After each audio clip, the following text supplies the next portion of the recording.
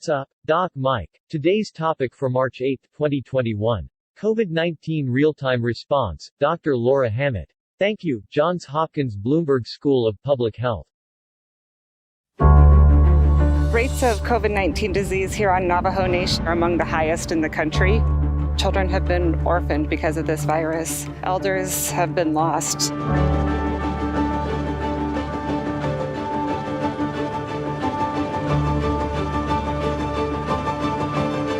I'm Dr. Laura HAMMITT. I'm the director of the Infectious Disease Prevention Programs at the Johns Hopkins Bloomberg School of Public Health Center for American Indian Health. This center has been working in partnership with the tribal communities for over 30 years.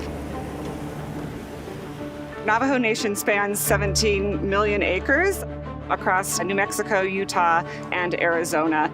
There are 13 grocery stores for a population of over 200,000 people on a landmass that's the size of West Virginia. There are many small, overcrowded, multi-generational households. There are high rates of poverty, and all of these things have contributed to the high burden of disease with the COVID-19 pandemic. This has touched nearly every family in some way, and these collective tragedies have really brought the community together to do everything possible to slow the spread of the virus. Tuba City had very high rates of test positivity, over 40%. And so we recently hosted testing blitzes in the Tuba City area to make testing more accessible and to help us be able to identify and isolate cases.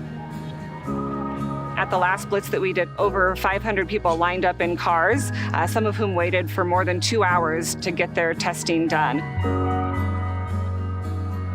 Until we have a highly effective vaccine or therapeutic, contact tracing is really the main tool that we have for containing the spread of this virus. This is Sharday Pyochi with the Johns Hopkins Contact Tracing Team. The Johns Hopkins Bloomberg School of Public Health Center for American Indian Health is helping to develop a robust contact tracing system and training contact tracers. So I just wanted to give you a call about your COVID-19 test results. We must isolate cases, we must trace and quarantine contacts, and we must provide support for households that are under isolation and quarantine so that they can stay at home. Employees of the Center for American Indian Health have been providing wellness boxes to families to have that direct relief capacity.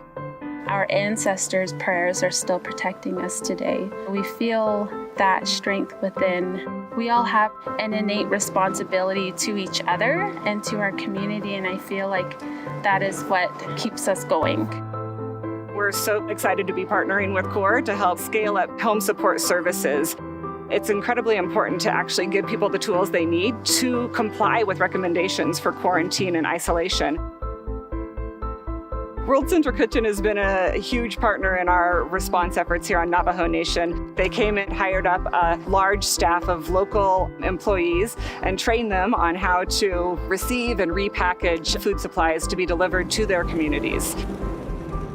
There's never been a question about whether or not these communities will overcome this threat. It's just a matter of when and how quickly. I'm happy about it. I think the relationship that our center has with Navajo Nation has really put us in a position to be able to use our resources to help. Water, hand sanitizer, toothpaste. We just try to give people what we have. The Bloomberg School has a long-standing focus on social justice and health equity, and I think that that's been an important part of this response. Native Americans have been invisible in terms of their health inequities for a long time, but there is an amazing resilience and strength in these communities. And it is my hope that this pandemic will serve as a call to action to fulfill unfulfilled promises, to adequately fund education, healthcare, public health infrastructure for tribal communities in the United States.